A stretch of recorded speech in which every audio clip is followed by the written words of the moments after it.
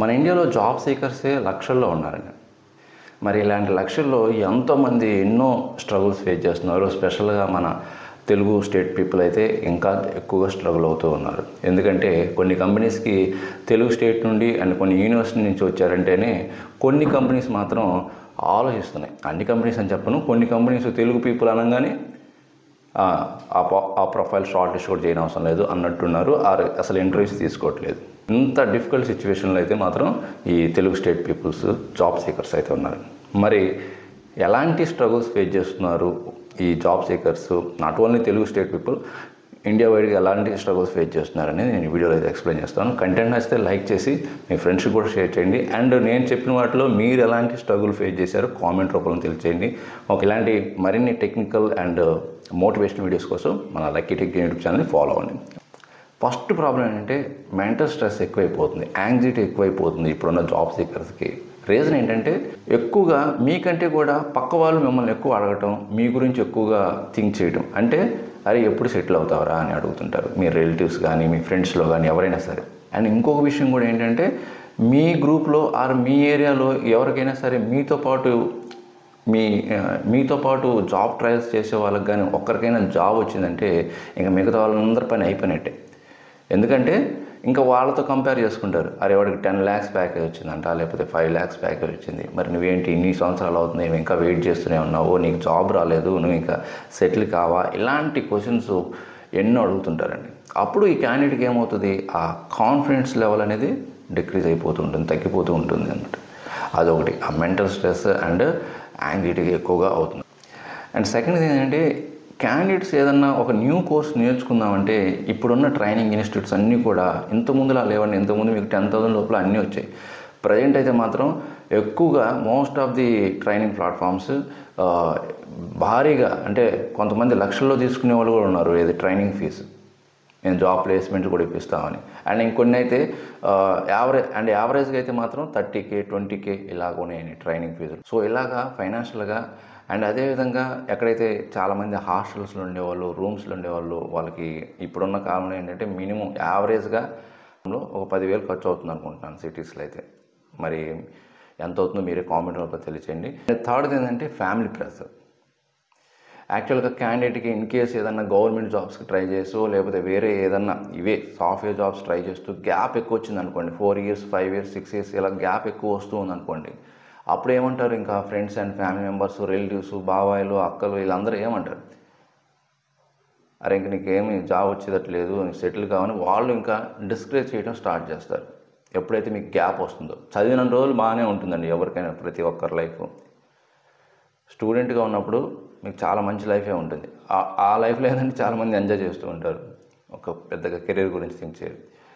తర్వాత బాగా స్ట్రగుల్ అవుతుంటారు. ఇంకా గ్యాప్ వచ్చే కొద్దీ ఏముంటుందంటే ఇంకా మీకే మీ లైఫ్ మీద చాలా క్వశ్చన్స్ రైజ్ అవుతుంటాయి. అందరూ అడిగేవాళ్ళే, అందరు సజెషన్ ఇచ్చేవాళ్ళే, ప్రతి ఒక్కరు సజెషన్ ఇచ్చేవాళ్ళు.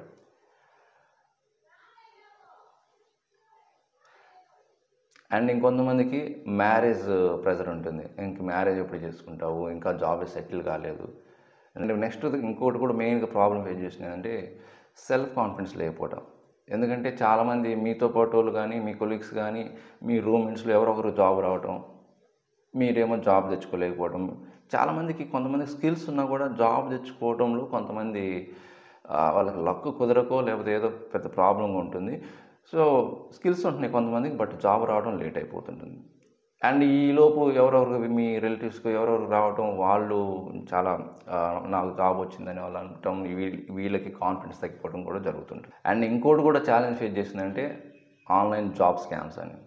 అంటే మీకు జాబ్స్ ఇప్పిస్తామని లక్షల్లో తీసుకునే వాళ్ళు చాలామంది మోసపోయే వాళ్ళు ఉన్నారు.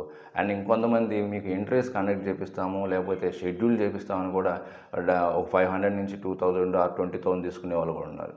మీకు జస్ట్ ఇంటర్వ్యూ షెడ్యూల్ చేపిస్తామనే దానికి కూడా. అలాంటి మోసాలు కూడా జరుగుతున్నాయి. అండ్ అదేవిధంగా లింక్డ్ఇన్ కానీ టెలిగ్రామ్లో ఏవో గ్రూప్స్లో లింక్స్ షేర్ చేసి మీకు జాబ్స్ ఇప్పిస్తాము ఆర్ ఇంటర్వ్యూ షెడ్యూల్ చేపిస్తాము అని అది ఇది చెప్పి, లేకపోతే మీ రెజ్యూమ్ షేర్ చేయని చెప్పి మీ డేటాను తీసుకోవడం, వాళ్ళు వేరే పర్పస్కి యూజ్ చేయడం, ఇలాంటి ఛాలెంజెస్ కూడా చాలామంది స్ట్రగుల్ చేస్తున్నారు. అండ్ ఇంకొంతమంది ఏది నేర్చుకోవాలో తెలియదు. ఒకడేమో ఒకరేమో జావా అంటారు, ఒకరేమో పైథాన్ అంటారు, ఒకడు ఫుల్ స్టాక్ అంటాడు, ఇప్పుడు కొత్తగా ఏ ఇంజనీర్ వచ్చిందంటాడు. So lack of direction. Okay, ఏది నేర్చుకోవాలి, ఈ టైంలో ఏది నేర్చుకోవాలి, ఏమన్నా మళ్ళీ జాబ్ రీప్లేస్ అవుతాయి అంటున్నారు, మరి నేను ఏ స్కిల్స్తో అప్గ్రేడ్ అవ్వాలి. సో ఇలాంటి ఛాలెంజెస్ కూడా చాలామంది working professionals and job seekers both getting confused అనమాట. ఓకే, అండ్ ఇంకొంతమంది కోర్స్ జాయిన్ అవుతుంటారు అండ్ మధ్యలోనే ఆపేయటం. ఆ కోర్స్ అండర్స్టాండ్ కాకో, వాళ్ళ పరిస్థితులు బాగాలేకో కోర్స్ని అయితే ఫీజులు కట్టేసి కూడా మధ్యలో డ్రాప్ అయ్యే వాళ్ళు చాలామంది ఉన్నారు. అండ్ ఇంకొంతమంది బాగా ప్రాబ్లం ఫేస్ చేస్తుంది రిపీటెడ్గా రిజెక్షన్స్ రావటం. కొంతమందికి లక్కీగా ఇంటర్వ్యూ షెడ్యూల్స్ అవుతుంటాయి, బట్ వాళ్ళకి ఎన్ని ఇంటర్వ్యూలు అటెండ్ అయినా కూడా రిజెక్షన్ వస్తూనే ఉంటాయి. అప్పుడు ఏమవుతుంది, సపోజ్ మీరు ఒక 10 ఇంటర్వ్యూలు అటెండ్ అయిన తర్వాత మీ కాన్ఫిడెన్స్ లెవెల్ ఎలా ఉంటుందో చూడండి.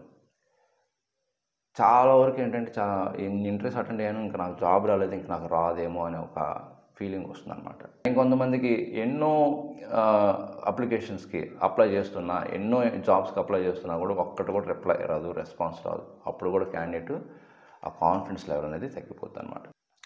అండ్ ఇంకొంతమంది ప్రాబ్లం ఏం చేసిందంటే, ఇంకా ఎవరితో ఏం మాట్లాడకుండా, అంటే ఎవరి నెట్వర్క్ ఏం చేసుకోకుండా, నెట్వర్క్ ఇంప్రూవ్ చేసుకోకుండా, రిఫరెన్స్ అడగకుండా, నేను సొంతంగానే సెల్ఫ్గా నేను ఎలాగైనా జాబ్ తెచ్చుకుంటానని కొంతమంది ట్రై చేస్తుంటారు.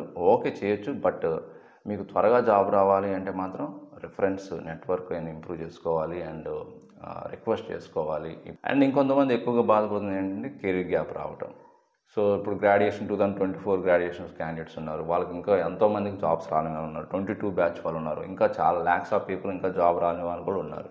ఇలాగ గ్యాప్ రావడం వల్ల కంపెనీస్ ఏమో గ్యాప్ ఉందని అడుగుతారు, షార్ట్ లిస్ట్ చేయరు. మరి ఎక్స్పీరియన్స్ పెడితేనేమో డాక్యుమెంట్స్ వెరిఫికేషన్ బిజీలో పోతుందని టెన్షను. సో ఇలాగ చాలామంది స్ట్రగుల్ అయ్యే వాళ్ళు కూడా ఉన్నారండి.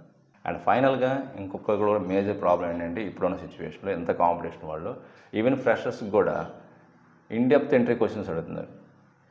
అంత ఇన్డెప్త్ అడగటం ఫ్రెషర్స్కి అవసరం అండి. సపోజ్ ఇప్పుడు హ్యాష్ మ్యాప్ ఎలా వర్క్ అవుతుంది, ఇంటర్నల్గా ఎలా వర్క్ అవుతుంది అనేది, అది ఏమన్నా ఫ్రెషర్కి అడగాల్సిన క్వశ్చన్.